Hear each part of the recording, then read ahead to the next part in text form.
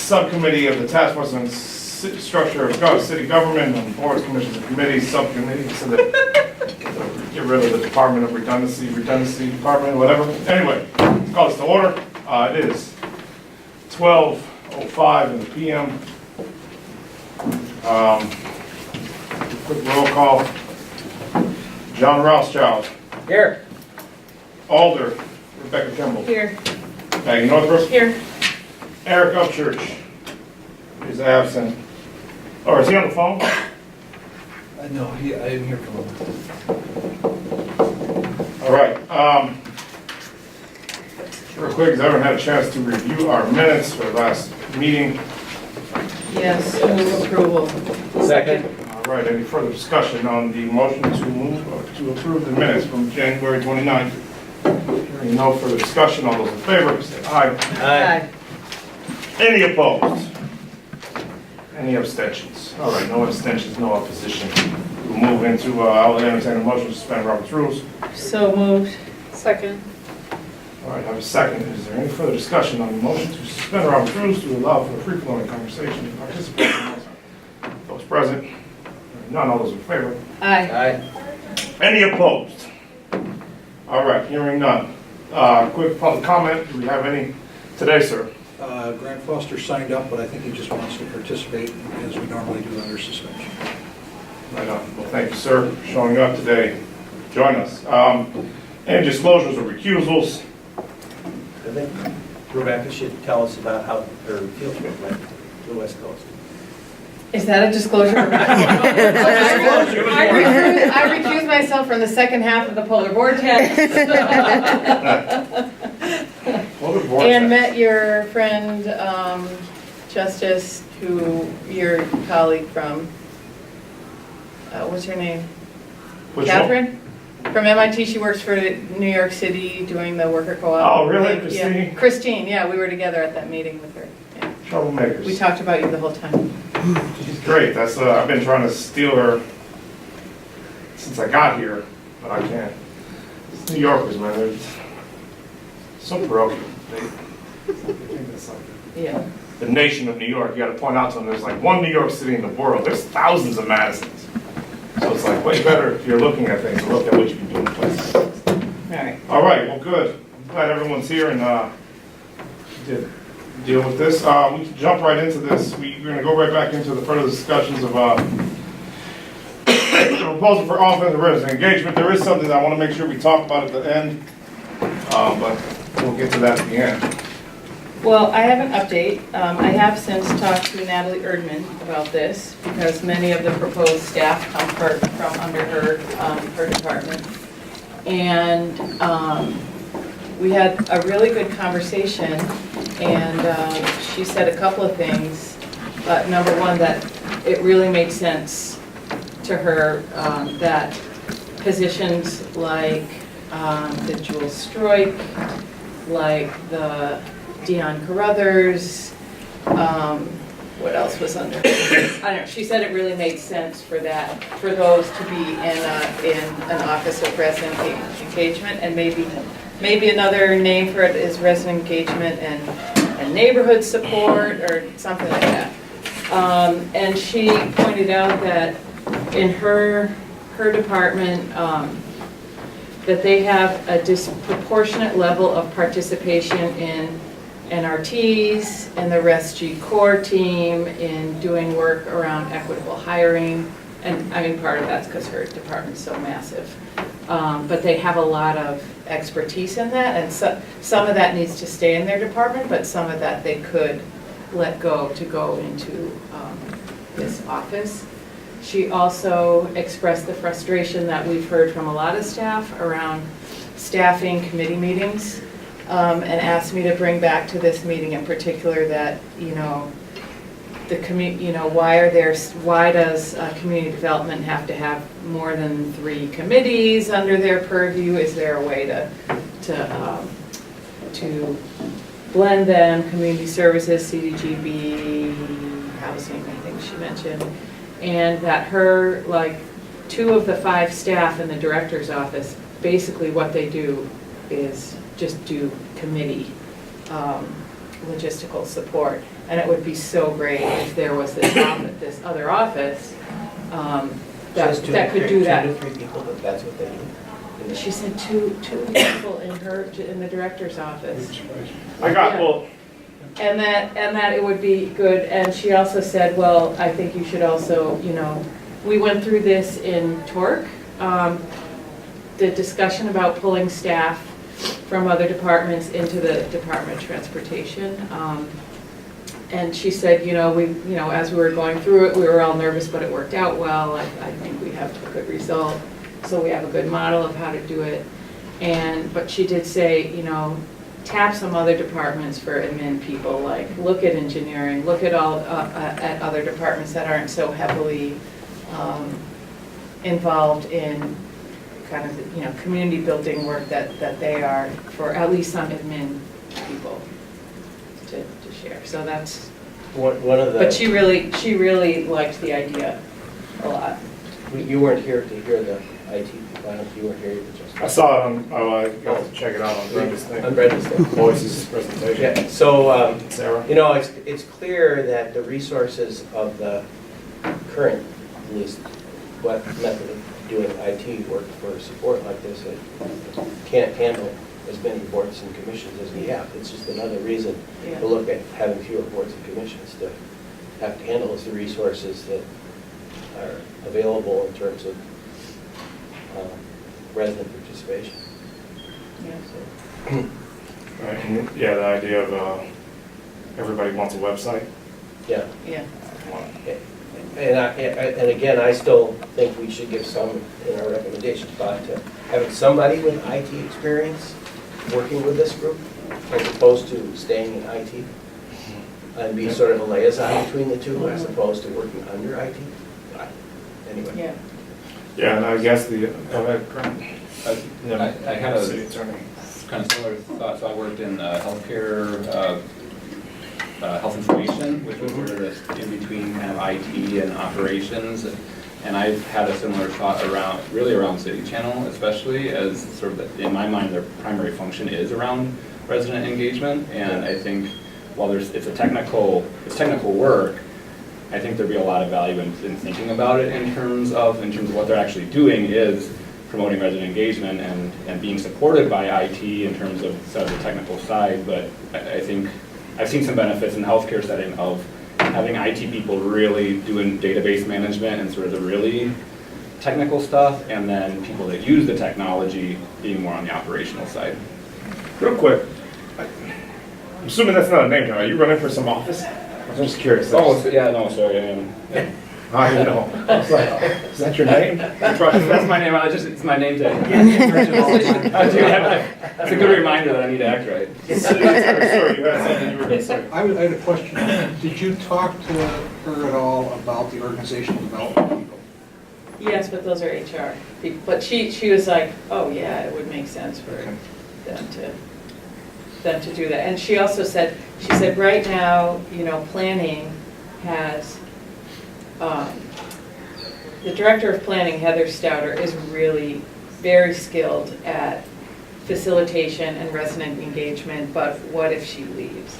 So in her mind, she's like, yeah, we might have a good staff now, but we really need to institutionalize the functions of good meeting, organization, and facilitation, and all of that. So I found her to be very, very receptive and having some good ideas of how to think through.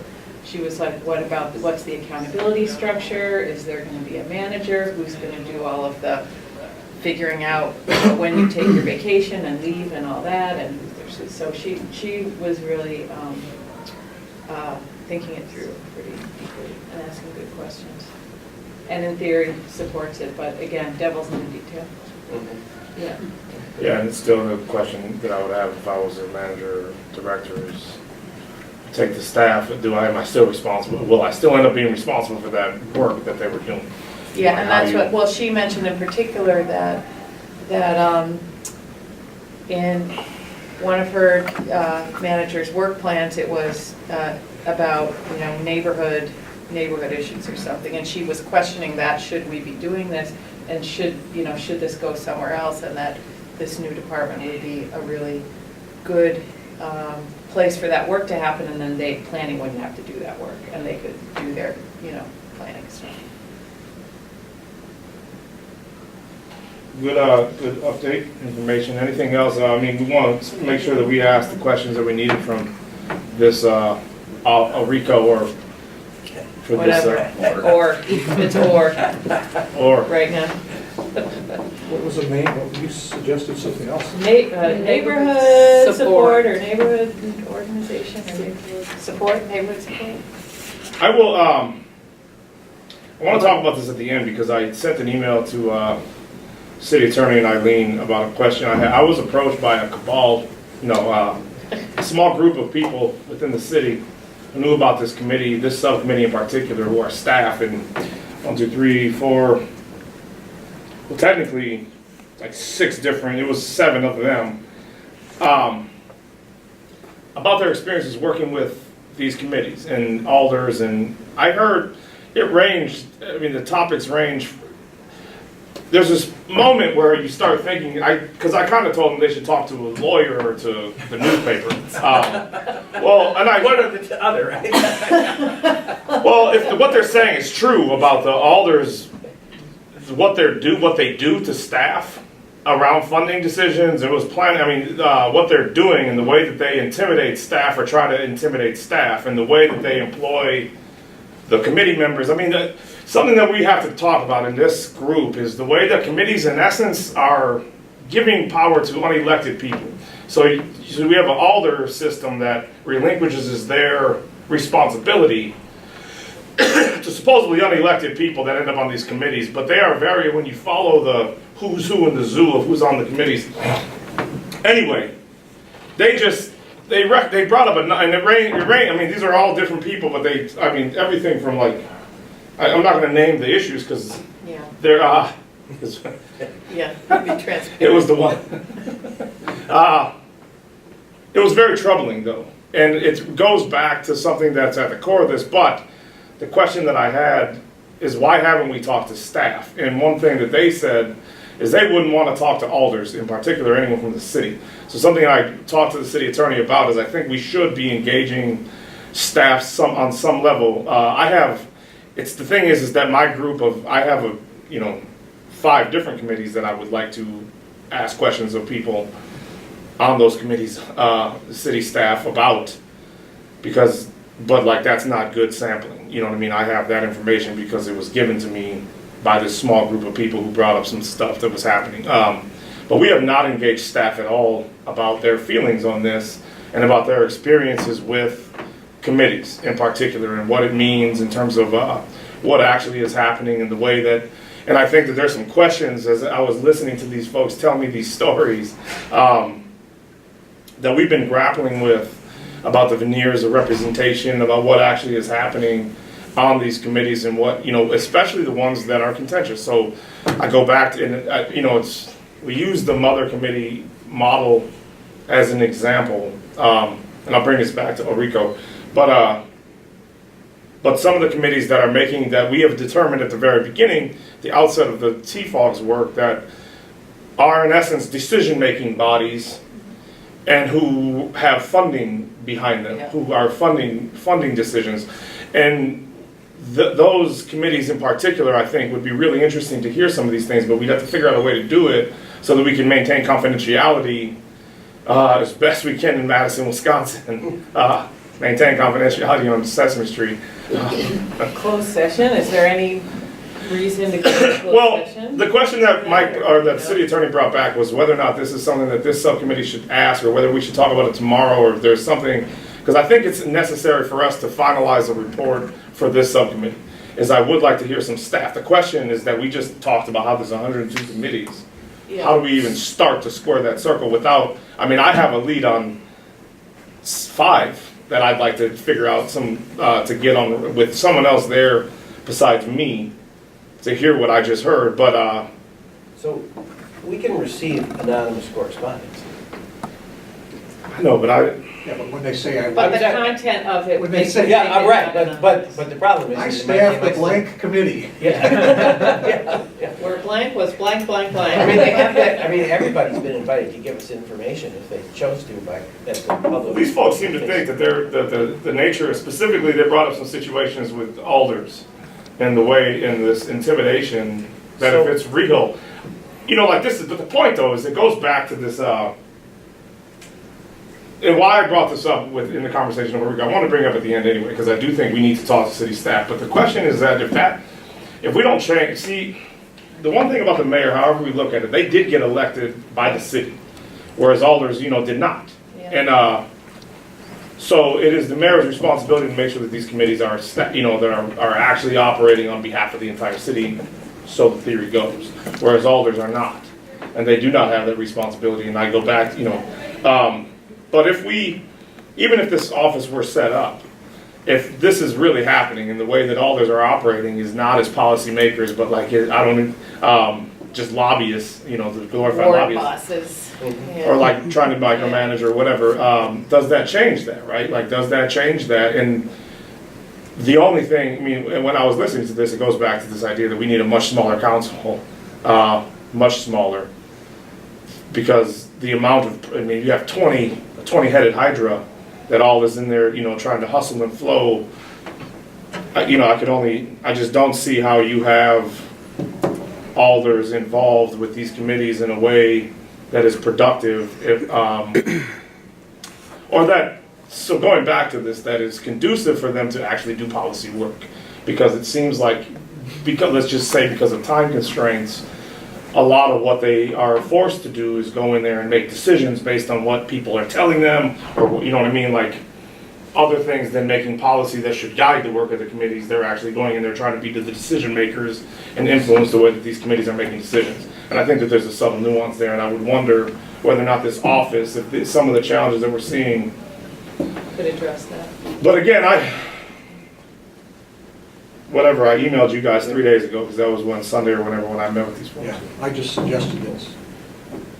To get into it at a great level is probably beyond what's on the agenda. Discussing under future meetings how you might want to address this issue is something that people could talk about. Particularly, is that the job of this committee, or should it be something that the task force, as it gets closer to formulating some ideas, gets some feedback from staff at that time, or how you want to do it? I mean, if they're afraid to come in and talk to the task force that has 3 or 4 alders on it, it's going to be very difficult to... Or city staff. Yeah, city staff. It's going to be very difficult to get that feedback unless you want, you know, like our office to interview them, to come in and present a report. But what if, like, through John and myself and Maggie were to talk to them? We're not alders, we're not, you know what I mean? Like, I don't know that that Are helps. we- But you're a quorum of a subcommittee. Quorum of the subcommittee. Well, then 2 of What us. if, what if we create It's a new still a quorum of the subcommittee But then you're going to have to meet in with open how many session. olders? Yeah. Well, but if 2 of us were assigned by the task force, we're not a quorum of anything. If the If it's a group, it's a. task force tells you to do it, they just made another subcommittee. Yeah. So just, I think those are things you have to talk about. What about the, Mike, is this an ethics committee? I don't know how that is done these days. There is an ethics board. but And do they have the ability to receive confidential information? Yes, they can receive anonymous complaints if it's a violation of the code, if it's just that someone's being mean Well, and nasty. Yeah, that's different. And if it's an alder and not an employee, the work rules don't. No, yeah, they're not Necessarily. subject to all the Yeah. APMs or any of those things. I think part of this is that the council, when it comes to these funding decisions, like once every 5 years or something comes before them and they determine what the funding priorities are. And then they're told to just stay away from the funding process, let the committees make their recommendations. And then it comes back to council and council just has to accept it. So then the alders, if they want to have any kind of input, are sort of shut out of that process. And so I think they're acting out in weird ways because they don't know how else to influence the process. And if the council was allowed to be more involved in the back end of the process, or if they were more proactive up front, they would have the place for their input to be made, and then they might not be doing the things, I'm not exactly sure what they're doing, but I have an idea. And some of it is bad and some of it is just because how else do you influence the process, except for staff, right? And so you can only go to staff to try to influence the process because you're shut out of all of it. Because there's no, once it comes to council, you're not supposed to interfere with what the recommendations of the committee were. And so it's a really awkward thing.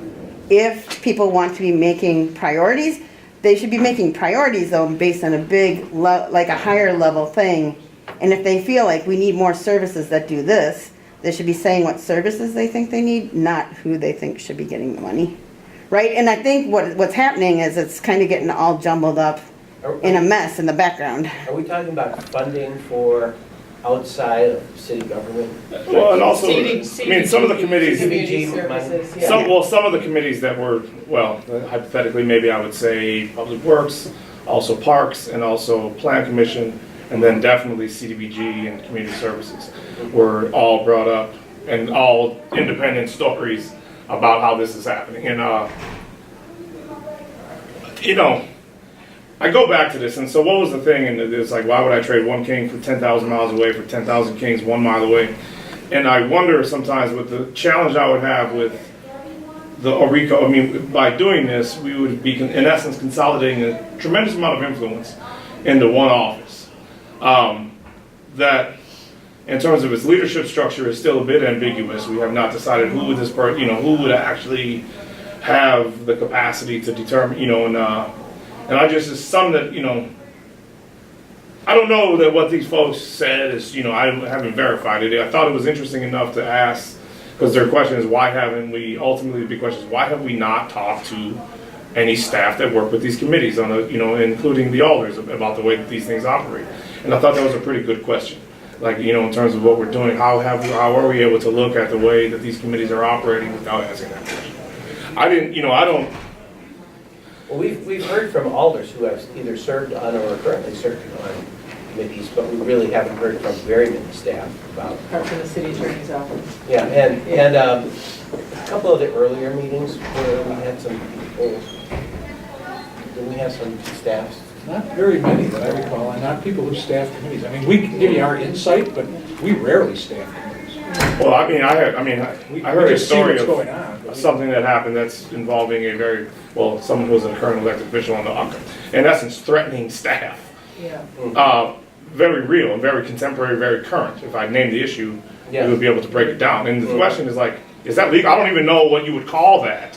But it's like, well, have you talked? Well, and then they're saying, well, they're directed. This is just how it is. That's just Tuesday. This is just the way that works. No, But I like, think that's an extreme example you're talking about. I know what you're talking about. I think that is extreme, but the dynamic is, but is there. well, there was a few Yeah. of these things. So, Parks Commission there was some stuff that came up from there that you're sitting there like, how contentious can parks be? I thought that was the whole point of the show. Was that it was like a joke. See, Turns out it's not. I'm worried that if you have fewer alders, the few alders That gets become more even more intense. powerful Yeah. and become more able. Yeah. Not necessarily that they would, but more able to influence a decision of a department head or a committee just because of their strong influence. I mean, if it's a group of 7, say. I don't Especially know. if they're at large. Yeah. Even worse. Yeah. Yeah. Just responding to one of the things that you said about this office potentially being a kind of a consolidation of power. I think in my mind, I think of it less that way and more about really bringing into focus this idea of how do we get away from alders necessarily driving on an issue or staff or the mayor, but really getting sort of input from the broader public, and that to expect that all of the departments or divisions, that's not really their mission, and maybe they would all agree that it's a good idea, but engineering is about building a road that meets the standards and that's safe, et cetera, and cost effective, and then on top of it, let's get some public input on it. But it's really not their specialty and their focus, and so they may not do it as well as somebody who did. And so, I was the manager of interpreter services in a healthcare organization. There are other places where every department is supposed to just take care of that on their own, and the reality it just doesn't happen, right? Because maybe it does one spot because somebody really cares about it, but over here it doesn't. And when you create a separate office that says, we're gonna make sure that every patient has access to services without language barriers, you get that, right? Because you've got somebody who's really focused on that task. So I just wanted to call that out as sort of a different way of thinking about the office. That's kind of the way it's contemplated. And the staff that would do the committee and board support wouldn't be the content staff of the departments that have any authority over any decisions at all. It would just be strictly administrative. To John's point, John, I would ask a question though. I mean, okay, so I hear what you're saying about consolidation in a smaller council. However, if they were responsible and beholden to the city versus their specific little 10, 200 people that they got to show up to the polls that day, would that balance that out?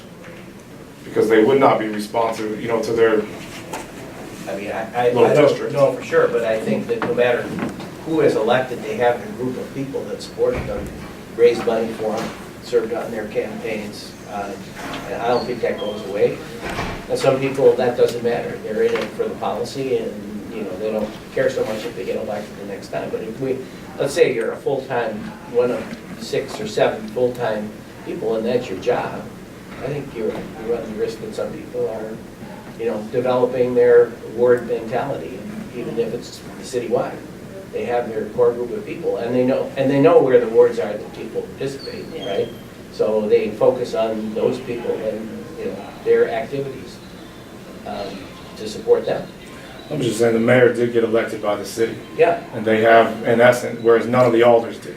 And so I don't know that taking away power from the mayor makes sense in that capacity. Yeah. And so then this strictly goes to appointing these committees. Now, it's problematic, we've discussed that, but why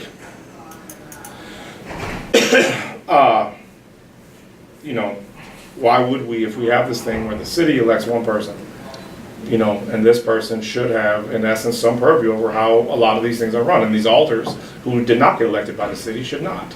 And why we would split that or say that they should be able to put people on their, well, if this is the thing is that I'm speaking in innuendo because I don't know how to put this all on the record without being, Yeah. the thing is that some of these things, I'm assuming some folks know some of this stuff, and I'm sure, if we all, this is just my naivete, I guess, that I came in and couldn't, it's one of the, I have these fall off the seat moments. I've had like 4 in the last 10 years, but I'm glad to see you got my table.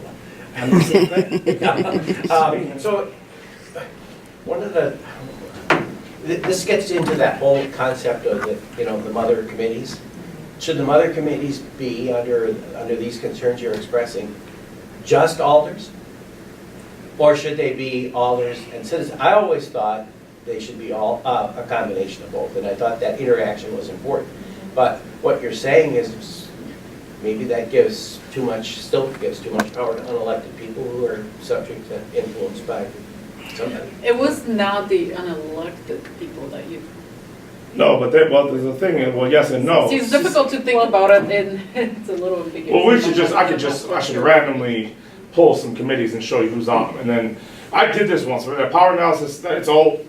At this point, it was 2012, I looked at this. So boards, I specifically was looking at these 6 degrees of separation about who was on. You find like law firms, Foley and Lardner had like some inordinate amount of influence as a law firm on boards, and not like city ones, but as like 501c3s and like boards across the city. When you find out who was serving on these things, you find these concentrations of influence. As we found with our own analysis of the city boards, commissions, and committees, right? And so, I don't know, I would say that, yes, they should be people who are accountable to these decisions. They should, it should not be, you're with the same person all the time, you're on everything together, but like, because you're the alder and that person just is a citizen representative who's sitting on that committee and that person's doing it, we have a lot of folks who are not elected, who have been who have no accountability to the public at all, who are making a lot of very significant decisions about the way the city is run. And there is there's no way to do anything about that right now. There's nothing you can do. We can't. Except through the mayor's office. They're accountable to the mayor. Since they're the mayor's appointees. Okay, but my experience with that and watching that happen is it is not a unilateral process, that there is a political process that goes on between the mayor and the council about certain people getting on these things. So when council, and that is something that goes on. Now, so it isn't the case that the mayor is just doing that and does not listen to the council. The council comes to him, and this is politics, right? It's like you're going in there and you want certain things done. Well, then I need so-and-so on so-and-so committee. And this is how the so goes, this thing of ours, right? Like, and that thing where we have unelected folks making significant decisions about the way that our city is operating, I find very problematic as it pertains to this boards, commissions, and committees. So what if there were a much smaller proportion than of the membership of certain BCCs, then they wouldn't be able to make decisions without the support of elected officials and others? I mean, They would still be there for the benefit of public participation and the different, bringing a different perspective to the BCCs, but perhaps just decreasing the proportion of public participation. yeah, all this is good. I mean, just for Orico, the thing is that this mitigates some of this, right? So what we're saying that this thing does is it consolidates, at least it consolidates the training apparatus, the Admin support. all the admin support for these things. So it puts it in a place where there is one place that would be responsible for it. We've already said that the staffing, it would be difficult for one space to do this for 102 committees. Also, recruitment of potential new. Right. Community From outreach. right, there are other functions in the neighborhoods. So, Yeah. Justice Gadd, I don't know, I have very little experience with the county, and not for a long time. The county operates where only supervisors are on committees. Is this as much of a problem there, or do they still have this staff interaction kind of thing going on, where they're trying to get reports from staff that are favorable to whatever they do for whatever reason? I don't know. Anybody have that knowledge? Yeah, I don't know how I we. mean, it is something else Brenda that. had her hand up. Oh, go ahead. So, I'm wondering if the distinction between boards and commissions who have final say in some areas and committees, which all of their recommendations go to the council, Yeah. is a distinction you should be thinking about. Because if you're concerned about elected officials and unelected officials, to say that for boards and commissions, you do this, and for committees, you do this, because the committee stuff all goes back to the council. If that makes sense, just as a distinction to think about Justice's concerns. As a matter of process, we maybe should have wrote those down, but we did kind of at the beginning of this, we looked at the ones that absolutely by statute had authority to make decisions, and then the other consideration is how many of them, if the decisions are made, ever get challenged or changed. Like, there are a number of them who make a decision and that's what happens, whether or not they, by statute, have the authority to make that call, but I mean, it's a good point. Grant? Yeah, I was thinking something similar, maybe even to the next degree, which is not just which bodies have any authority, but what is the specific authority that doesn't get channeled through the council. Because even for, Board of Public Works or TPPB or something that has some level of authority, it's still, most of what goes through there still is going through the council. So I think that is an important part, because you keep talking about sort of unelecteds making decisions, and I think even also in terms of alders, because you've also said a lot of times an alder isn't elected by the city, but the common council is, and so I think there's a really big difference between one alder or two alders making final decisions versus the council making a decision, which is absolutely elected by the city. And this, it gets complex, right? Because on the one hand, we're also hearing arguments saying that we need more unelected people making decisions, that we need to increase that capacity. We need more people who are not elected, who we just get from someplace, who can come in and they should be able to make a decision and they should have final say. Because they, because we asked them to do this, right? So like these things, there are real tensions between a lot of these things that, it's been, again, I spend more time on this making myself crazy after we talk every time. Because it's like, all right, so what does it do, Brenda? I was just going to say to John's point about the county and how is that different. They are so much less transparent and everything happens behind the scenes that to some extent I think the elected officials and the staff kind of work together more because they figure out what they're going to present to the public and it comes out as like it's more the culture is more like staff and elected officials against the public. You know what I mean? It's a completely different culture. But they're just not transparent about anything. So like all the decisions are made before you get to the meeting, right? And then that was my experience in dealing with the county. Is that usually what the county was going to do was decided before the county decided to do it. But Officially, yeah. Yeah, yes, Making the record. But, you know, before the it's fact. a limited period of time. still the same. So, with this office of RICO for now, or just to make sure that we have this kind of fleshed out so that we can bring it forward to the task force to negotiate, or who can refer it back to the other subcommittee. But I think we cover, I mean, we had a lot of those things for all in, you know, all things being equal for all intent and purposes, it addressed a number of the things that we brought up as part of this committee as it pertained to staffing equity and to the, to assisting some of the committees and some of the concerns that we had in terms of clarity of purpose, evaluation, accountability, stuff like that. So we did see that last week. We captured a lot of those things. The people who work in these things are just people, you know, they're people who live here in this small island called Madison. And so the idea that they would be out deliberately recruiting people who they may not like or something, I just don't see that that's a reality. I think it's potential, you know what I mean? But I don't know how It's a the potential of office. anything, though. But right, I mean, but I don't see how it addresses the issues of diversity. I still haven't, you know, like understood how that works. But aside from that, that was the one point that, you know, I'll just, you know, if I'm the dissenting thing, I think in terms of all the other things that we brought up, it does a number of things. This would do a number of things to support the efficacy of boards, commissions, and committees, right?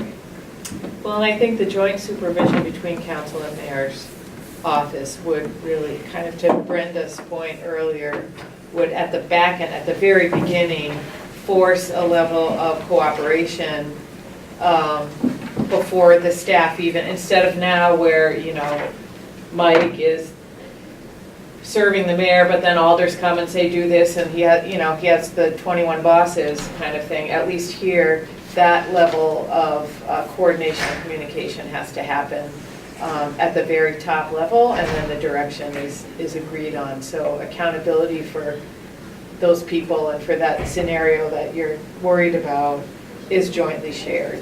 And it's not, I think it takes away a level of dysfunction.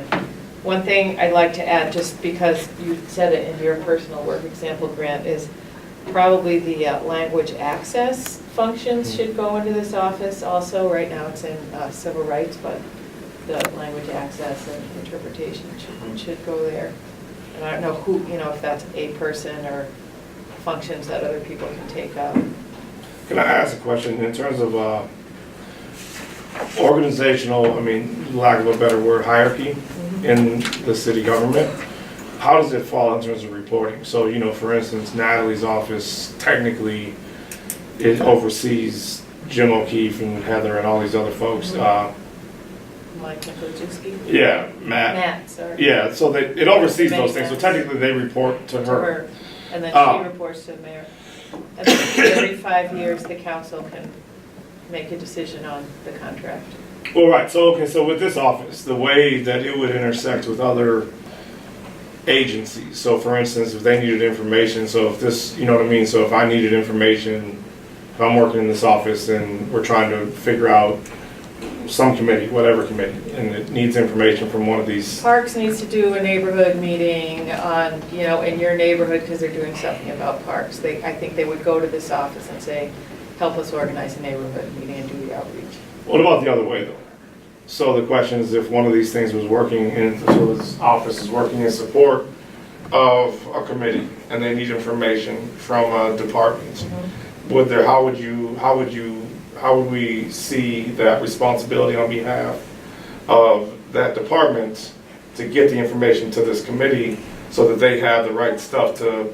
This department? Yeah, to influence. I think the staff of this department is just to hold staff and the like content departments accountable for the requests that are made, because they would be at that committee anyway, just not as like recording staff. So they would directly hear, or even if they don't directly hear, the request would be made. And then I would say it would be up to the chair and the, you know, recording secretary with the support of this office to just reminder.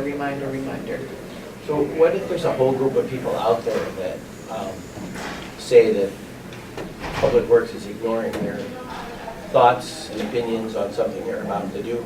Do they come to this office and say, we need to have a public meeting about this and we want you to facilitate it with Public Works? And then, Directly right, and then the point, that's my, and then at that point, to what, whoever, whether engineer or whoever is for this issue, what is their responsibility to provide information to this body then, if there was such a request, right? So if they were tasked with doing this, how would that happen? Or how I would feel like it would function kind of like NRTs are functioning, that's NRT's function where issues kind of bubble up from the neighborhoods, and then that gets brought back to the mayor and council as potential policy or budget ideas.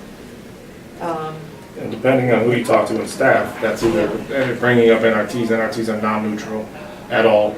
And some are they tend to be more very, functional than very others. polar in terms of Yeah. people's attitudes about them. And so that's an Yeah, issue. that's why like getting rid of them and having it in this one office that has a clear guidance and direction for what Right, needs to be and done. the and city So one thing that I don't see called out very prominently in here at least is what I think one of the main functions should be, which is around just communication and kind of best practices around communication. So I know in other meetings there's conversation about how people interface with the website, for example, right?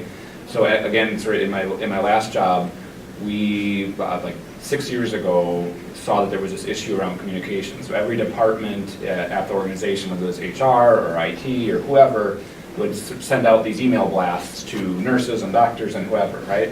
And some departments did a really good job at it, some were really poor at it, And we eventually created this sort of centralized communications team that in the beginning was really just a sort of voluntary service that departments could use it if they wanted. So they'd say, hey, here's the information we want to get out, here's our audience. And over time, everybody basically ended up using it, and it did it was such an advantage because they developed all these practices around how do we send out emails, make sure we have all the right information. They'll ask the content experts to make sure that they get all of this out, where content experts are often forgetting it. And I envision this group developing that expertise and really being able to work on behalf of all of these agencies to do that work. Well, this position, that was that citywide Yeah, public information. so maybe it could be kind of called out more in terms of purpose, because I think that they would really serve, not just city staff, but then also alders. So on the last, snow emergency, I'm subscribed to a bunch of stuff, and there's, 15 different emails from different people all saying, hey, it's snow emergency. That's all wasted time, that's all alders that are doing that work, that if we had it more centralized, could do that to anybody that wants to know about the snow emergency, they can do it once, right? So I think there's a lot of opportunities around efficiency as well that can really support both staff and alders. So you're saying, Sir, city attorney, you had some, and I do, go ahead. It seems to me is not stated explicitly in here and should be stated. That'll be an independent office with a person in charge of the office who's a CG 21 employee. Is that all correct? Yeah. I think that's important. The CG 21. A new it would basically be a new terms. agency. Term. Those are Agency- contractual agency 5-year heads. terms. Yeah. Yeah. Agency head. And then, just so that we pass it on to the next folks, can we call it resident engagement and neighborhood support for now? Sure. That at least, it also makes an acronym, you have ORACs. Yeah, Orange, what yeah. is the orange? Okay, so that's good points. You want to make sure that we get to the appointments conversation. Yeah. So we got an hour and 10 minutes. Except I have to leave Oh, I have to at 10 leave. after. Yeah. We got 3 people, we still got 4, but we, I have to leave too. Yeah. What time do you have to leave? I have a meeting at 1. Oh.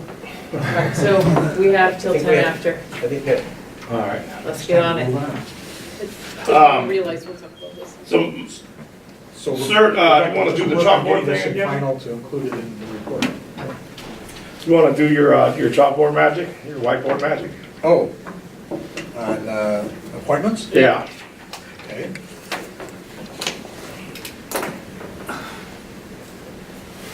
Oh. The sleeves. Not quite rolling up the sleeves. you may have to before it's. So if it's all right with everybody, I'd like to start with the way it is now. So the mayor appoints people, and we can go through that, I think, and then we can look at alternatives, and there could be a number of these things.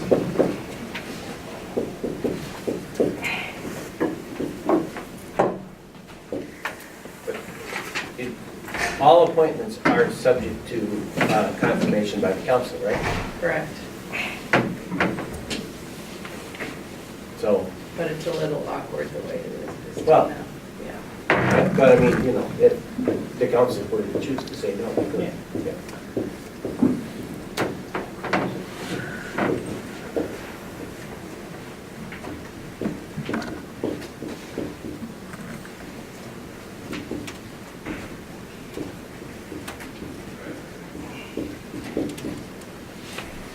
Okay, One exception.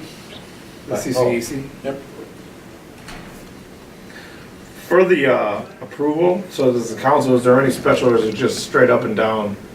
It's straight up and down. The Yeah. council can't amend by putting somebody else in that they like. If they don't like an appointment, they send it back to the mayor and just say, we are not approving this.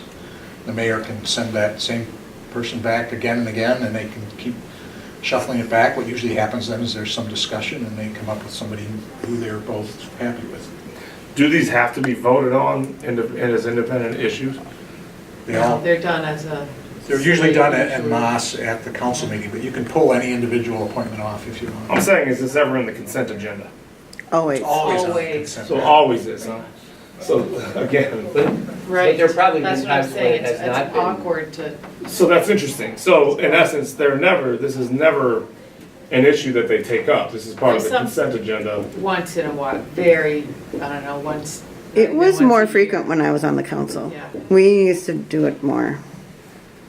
You would pull it off the consent agenda to do one of these things where they say, we want to Separate. refer this Yeah. appointment back to the mayor's office. But right now, by and large, it's on the consent agenda. Yeah. Yes. So, which, okay.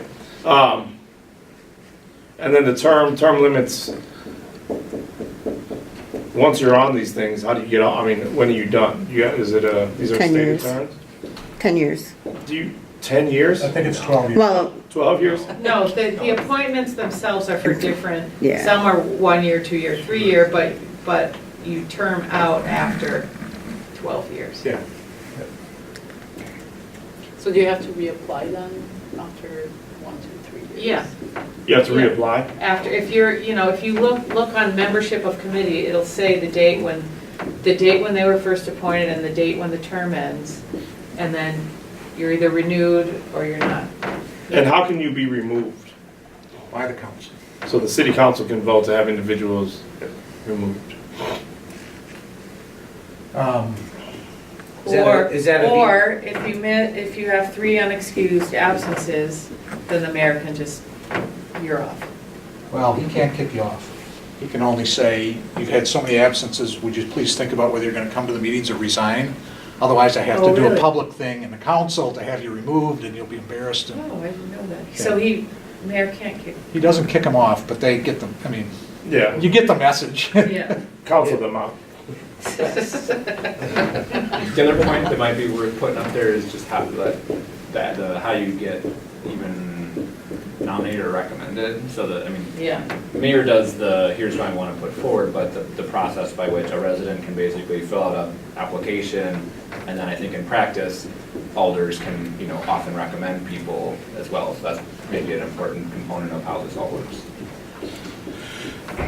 So, with this current structure, and if we see more things that we want to ask to get back on here, we can do it, but just in the name of time. So what are some things that this does really well right now? I would say one thing is it honors the at-large election of the mayor, in a sense that the mayor does have at least the first rights to say, these are, he gets the first review of, or the mayor would get, not he, because, it could be a woman maybe one day, again, but the mayor gets the right of first review, so that, and there is some council veto power. right, so there's Yeah. a check and balance there. in Yeah, place. a little bit. Whether it's used or not, but the point is the mechanism is in place. Right. And the mayor has the ability to draw from the whole city for the best people. And from what we've been told, how it works in practice, I don't know, but there's dedicated staff to recruiting and vetting members before they're appointed. Yeah. Position in the mayor's office. Right? Yeah. Does the mayor contact alders if it's a appointment coming from your district? Only post facto, Okay. this mayor, I mean, and I've requested that it be different, just because of a couple appointments he made. But no. We get copied on their congratulations letter. Otherwise, we just find out when it comes on the agenda for introduction. So you don't see the applications? No. I think, did we get a letter? I'll put it on my refrigerator. Yeah, you got a letter. Yeah. Got letters. Or how to call it. I was hoping for a kind of a parade maybe. No, so the term limits, they allow for continuity, Yeah. technically. So the term limits allow for continuity and, I think what you need to think about is, what are these committees? Because as this group pointed out earlier, in most legislative bodies, if they are really legislative committees, they're appointed by the legislature. But these committees in Madison are sort of neither fish nor fowl. You know, they're not really legislative committees. Some are more legislative, some Yeah. are more like operational. Some are more executive, and some are somewhere in between, And some are statutory. Yeah. some are statutory. But, I mean, I think that's part of what brought about this whole task force is, gee, why doesn't the legislative body appoint more of the committees that have to do with legislative work? Well, I think what's even more interesting about that legislative part is that the mayor appoints the legislative body's members to these boards. Yeah. I mean, that's pretty unusual, I think. so some of the cons are, I think, or some of the challenges that we have with this structure would go into what you just said. It does not allow for alders to have, so our elected officials, our legislative body does not have the capacity to recommend folks, right now as it stands. No, we can recommend. But you can't, but. There's no Well, this is the process thing. for that, though. No, There's no process for it. It's just you have to yeah. know that somehow magically.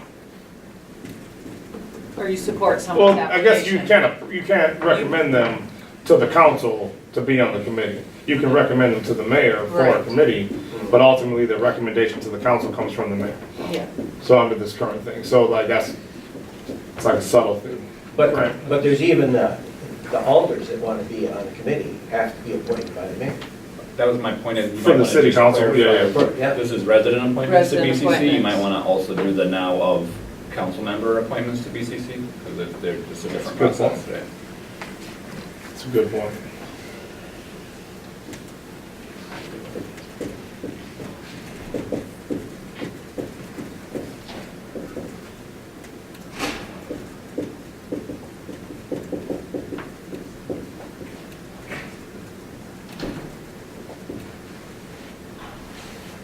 Did I miss something? I moved into pros and cons too quickly for me there, so. On the title, it should be resident appointments to BCC. It's Yeah. not alder appointments. Right. Way up top, resident appointments. Resident appointments.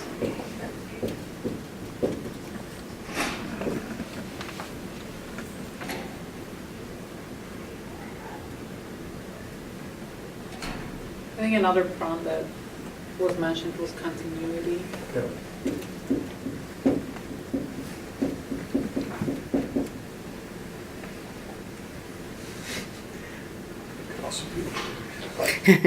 I mean, one of the biggest pros, I would think, is that it is a way of residents participating in city government. So it's resident initiated. Yeah, So if you want to be part of this, you don't have to do much more than just apply. right. Yeah. Well, but for 10 years I've been applying and haven't been able to get appointed once. Which we, So then That's that's a, another issue. But the opportunity at least is there, if you. No, there's not. If you went to all legislative committees, then you don't have that. That's my only point on that. I think a Been a pro great of member of having this committee. resident appointments, not necessarily the process, is that you get access to expertise in the community that isn't held by just alders, right? So, Broad variety of expertise, Yeah. yeah. and interest and energy and time, right? Right, So you're yeah. basically getting Free free labor. kind of, right, people that really care about the issue have a way to help inform, which is So, different right. than the decision-making side of it. But So let's keep building on this, but let's real quick just create another little bucket. Sorry. So Mike, what we really would like is like maybe some three-dimensional things, special effects. Yes. But another thing about council appointees, or council appointments to BCCs, because that's different, alder appointments to BCC, so that's different. So right now, those are determined by the mayor. They don't have to be approved by the council, do they? Yes. Yes, Yes. So yeah, they do too. yeah. So what's the issue? It's the same. So if, The issue is this. that they can't recommend. It's politics. Some people have suggested a model that is something in between, where the mayor appoints all the residents and the council president or some organization, CCOC, Easy. CCEC appoints, or some combination of the president or some combination of the mayor appoints the common council members of the BCC. If you would have been sitting there listening to these staff talk about some of their experiences with the council members down on the committees, I would have reservations about them doing that. If that's the way, because I wouldn't want them picking who, because what you could get, especially the way we have it, is you have council members who, let's say they form their own little coalition and don't want certain people on certain committees, they could do that to themselves too. So by taking that out of the mayor's office does not get rid of that problem. No? But the mayor doesn't know. But the mayor doesn't have. I get it, I'm just saying, I get it, but it doesn't, But if it so, was a joint appointment, like they were forced to do with this committee, jointly agree, then it kind of it makes less likely an outcome that would be one way or the other. but it doesn't make it more likely that it's for the best interest of the city. You were It just means that it deals with that, with their own issues in terms of personalities I don't know, it between the might. council and the mayor. It might. On this committee, it was, some were appointees of the council president, and some were appointees of the mayor, and only the chair was a joint agreement, right? So, I mean, I don't know that they actually had to talk about it. I mean, maybe they did, but I don't know if they had to talk about who was going to be on it, or just who was going to be the chair. I feel like I got told I was on this committee. And then sent some stuff I had to fill out. Well, I think they objected to each other's appointment, like, they kind of Yeah. vetoed the other person's appointments to Yeah. get to the, they negotiated to the point where Yes. they could get, The point was it was a process. yes. And I think that might be worth looking at. Yeah. I was going to call also I heard a process issue or concern around, even though the council today can not approve, that it's a sort of an awkward process, Yeah. and so it very rarely happens. There might be another opportunity there that maybe, appointments or recommendations go through CCEC as a first step to get sort of recommended to the full council, or something that might offer an opportunity for more dialogue that's not, requiring pulling it off the consent agenda and voting against somebody at council. So it seems like there might be a process step as well to help. It sounds like the idea is to have a little bit more collaboration or agreement between mayor and council on appointments, whether the resident or alder. So, I mean, it would be as simple as, so right now, the mayor every couple of weeks sits down with staff and the staff in his office who's in charge of, organizing and vetting, and the content area, like some of his deputy mayors, and they go over the recommendations. It could be as easy as inviting CCEC members to that meeting. Done, just at least so there's communication. It doesn't have to be a whole new, different step. It just could be as easy as that, really. So you get some of these awkward things out of the way before. right, so they have. County style. Because right now, the way it works though, it's been a bit, but from what I understood is that the individual alders bring Thanks, Greg. There are recommendations to the mayor about the council, those committees they want to serve, right? For all their appointments, yeah. For all their Yeah. appointments. And then the mayor makes the first cut in terms of recommendations, and then the council has to approve Right. what he recommends. Wait, Yeah. did you say those come from CCEC? No, they come from individuals. From individual alders that want to be on it? Right, Yeah, at least that's what I remember. No, yeah. Sorry, just to be clear, the thing I said was for resident appointments, not alder appointments. The thing I was just talking about. yeah, because the question here, and like,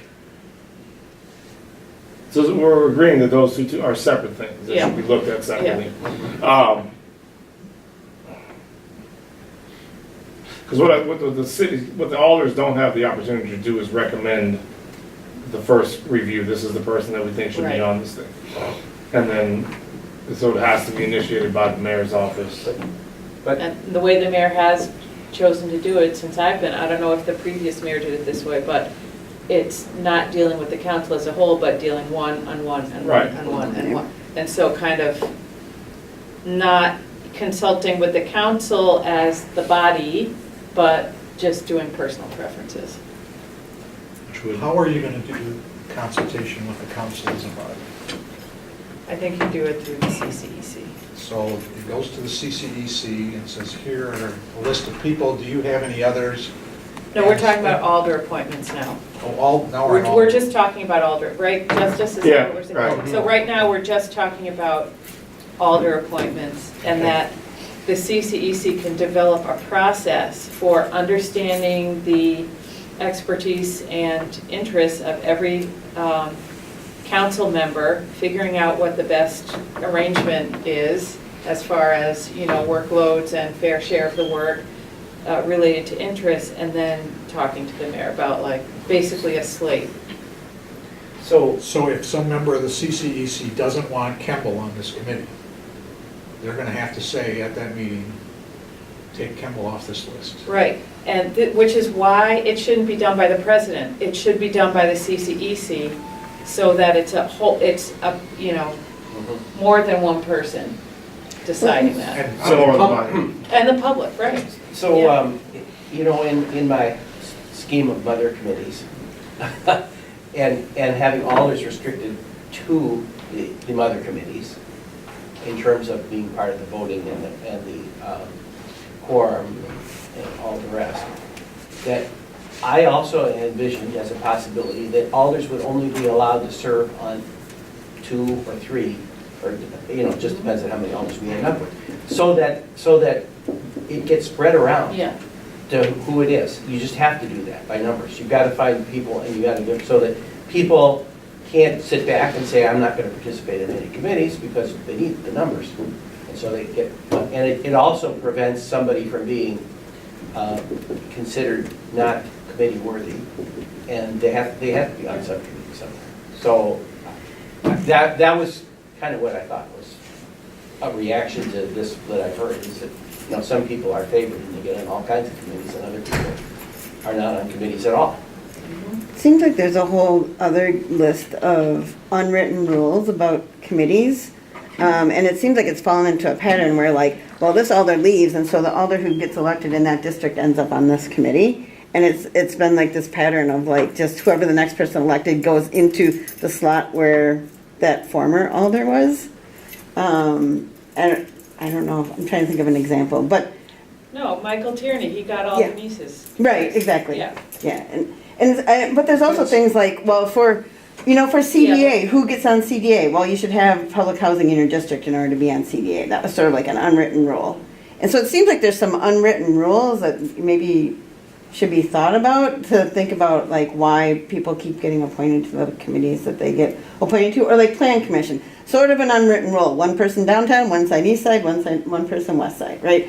Unwritten rule, but it is something that maybe should be a written rule, or if you know, like there's just these things that have come down year after year after year, no matter who the mayor is, they kind of follow through. Oral tradition. Yeah, yes, and I think that those things should sort of be figured out what they are, and then talked about it as if should they be a written rule? Is there a reason for this, or is this just like a silly tradition that's been kept up? Like Landmarks Commission was always the 6th district for some reason. Now the 2nd district, I think, might be on Landmarks Commission, But, you know, should it be somebody, at least somebody who has landmarks in their district?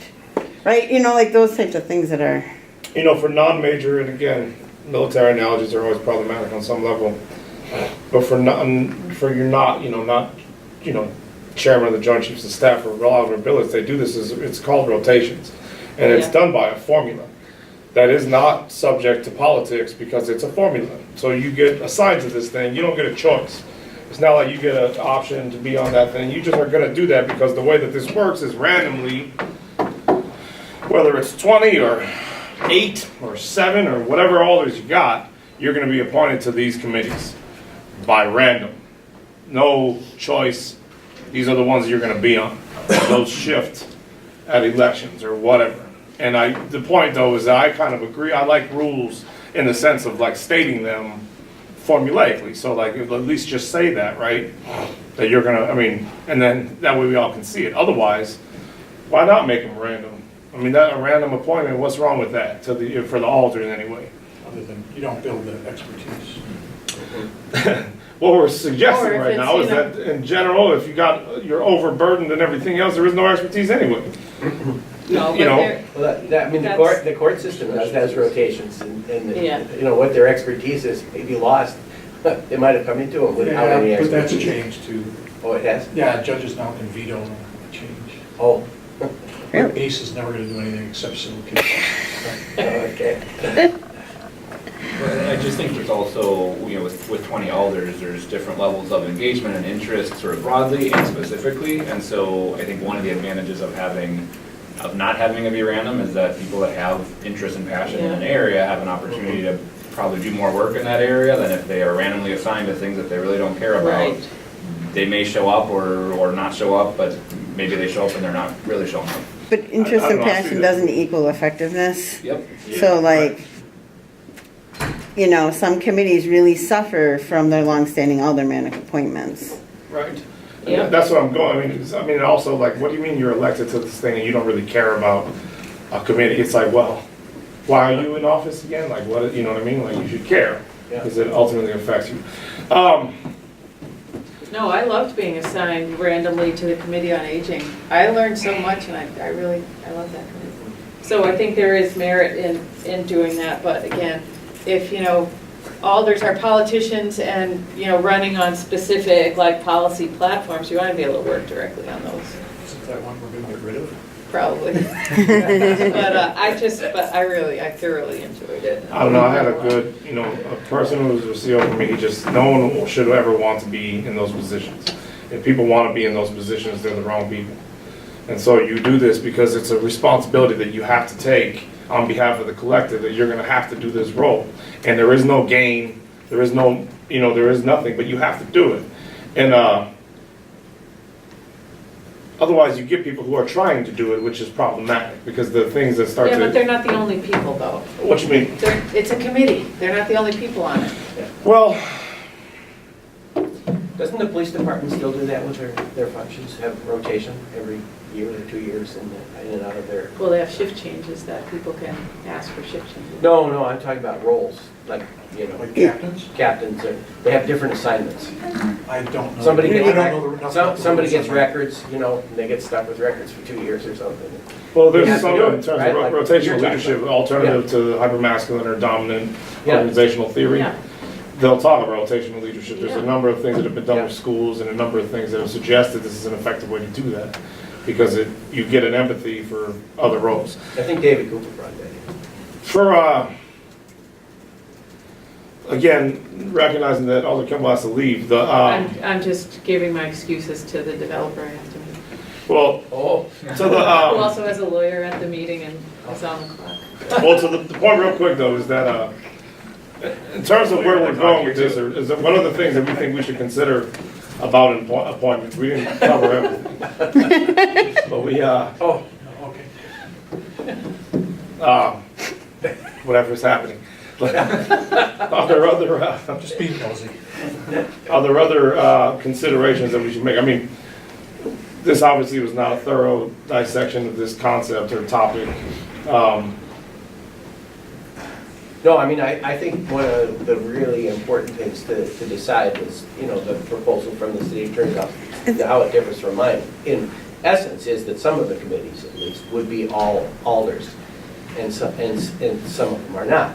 And I think that's, I see value in both, and I think but that's an important decision to make. I think, do we want to have alders on the other committees, and or do we want some of the top committees being all alders? And that's, if you make finance one of them, that's, that's all, it's all alders. Just the city attorney Strange, and then Grant, and then Brenda.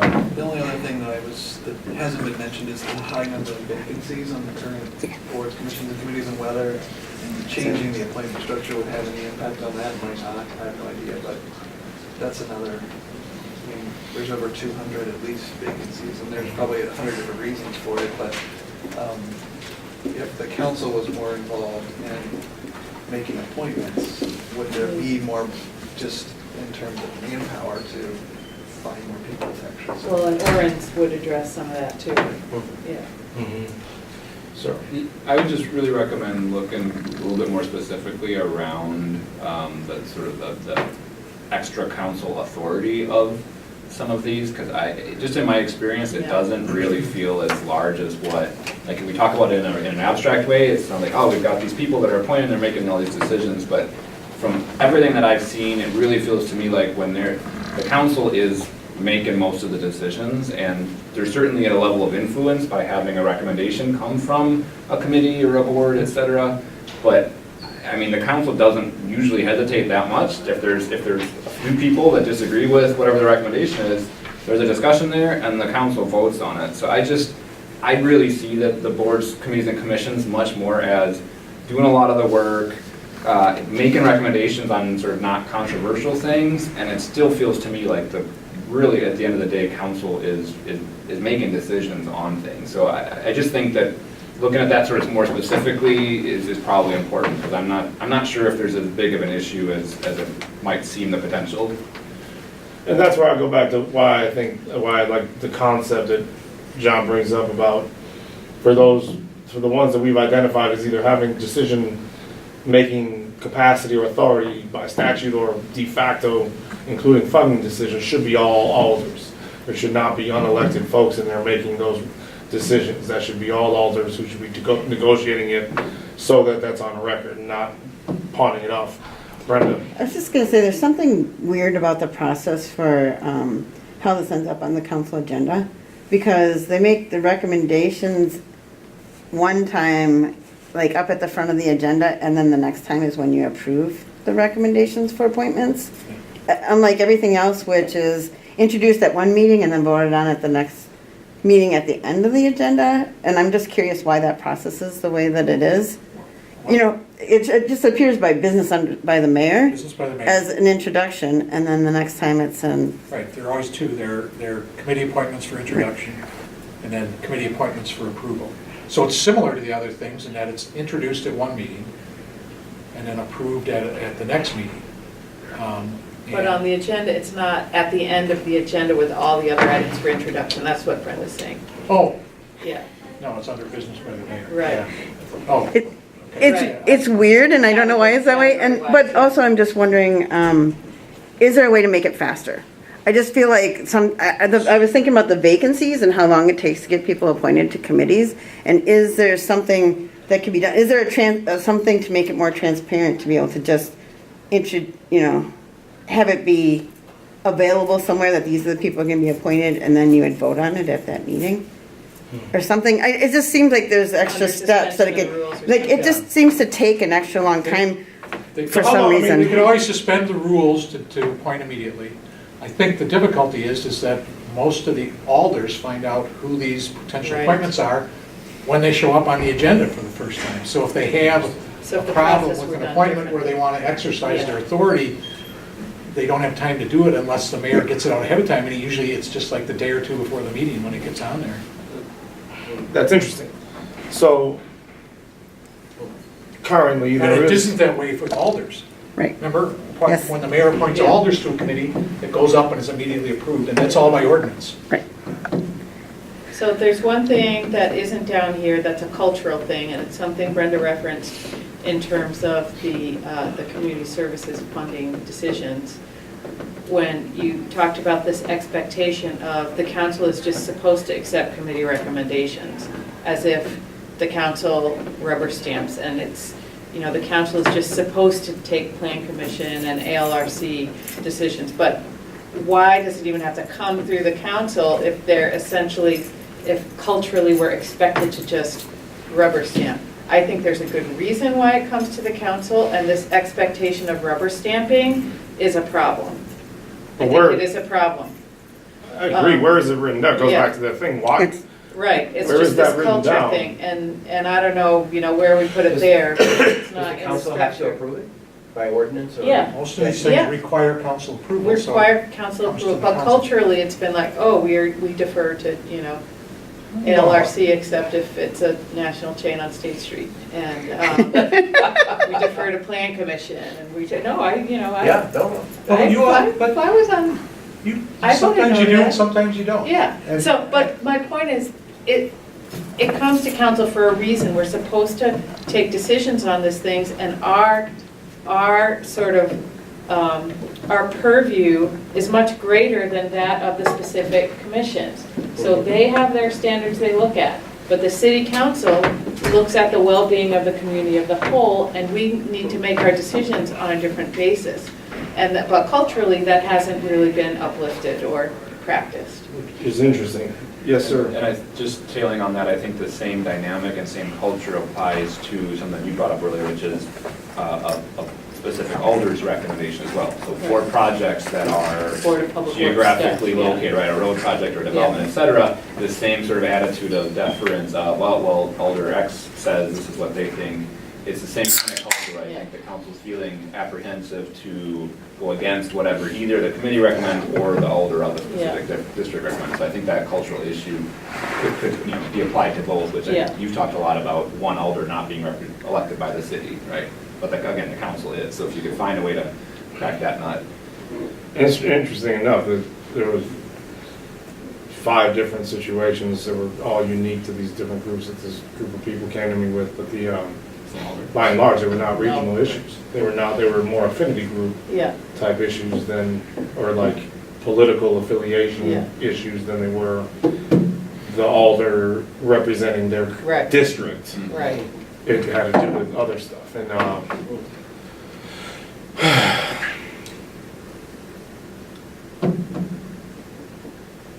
We good here? You can put this in with the pros and cons and send it up to the full task force. I'm looking at you just because I'm trying to think about the way that this intersects with the common council, you know what I mean, for the point, for all intents and purposes of why, where the intersection is about the appointments to the common council. No, obviously, you know, in the 20 minutes that we looked at this, we don't have a conclusive list, but in terms of a general framework that we could build on for this inquiry as to how appointments play a role in the challenges or the benefits of the current structure. Well, I mean, I think that one of our focuses in that group has been the workload of the alders. And I think that in some ways, this would add to the burden of the alders if they were involved in making appointments. But on the other hand, if we reduce the number of appointments that have to be made, and these committee decisions are one of my thoughts of other committees is that they bring people together on issues and policy in a way that engages more alders, and therefore when it gets to the council, it doesn't take as long for everybody to have their say on that. So I don't know if this really, you know, by doing this, it decreases the load of alders, but I don't see it as being contrary to the idea of reorganizing the committees. Justice, I'd point out, one of the things, you know, we talked about, I don't know what's in your proposal, John, is to sort of sort some of these committees by those that are more legislative or policy, and those that are more administrative or executive. And that gives you a very easy way to divide up who makes the appointments. For example, the committees that you think are legislative would be council president and CCEC. Those that you think are more executive would be mayor approval by the council like we have now. So what I created was, I think I suggested one committee that was administrative. And they had all of these functions that I saw as administrative, which I could be wrong about, but under them. But then the others, I tried to break the committee, the subcommittees up into subject areas rather than function. So that, I mean, that's just a difference in thinking about it, but the concept is the same, is you break them up either by something, so that they're held accountable by the larger committees. So real quick, just pausing real fast before we lose quorum. Can't, we're about to, because we're about to. Well, the question here I have is agenda item number 7 about future meetings. Right now, I think we're we need hoping, one. okay, Yeah. I asked, the question, I want to know about tomorrow. We bring up this question about, or can we bring up the idea that we have not talked to staff? I mean, how do you guys feel about that? I do feel like it's something that we should, and as part of this subcommittee, we should make some attempt at trying to engage with staff about their experiences on these things. How do you guys feel about that? Yes. Well, I think so, yeah, no doubt about it, but again, we get into this, how do we protect anonymity? Well, got it, but either way, we just have to Maybe a acknowledge survey. somehow that there is a need for Survey? this. So, yeah, If you, I believe the agenda tomorrow night has future agenda items. If you wanted to talk about this idea of what you want to do with staff, that would be an appropriate time. or Also- staff, or doing something like you had suggested in some circumstances at least, where they're interview people. That's conducted what by- I want to do. I mean, I would love to do that with some of us under the conditions of anonymity, just because I would love for someone to hear what I heard, so that it's not just something I heard. Mhm. Stick around. Ben. We have to talk about it tomorrow, to go, you guys. Okay, it looks All like right. the meeting is All adjourned right. by law. Yeah.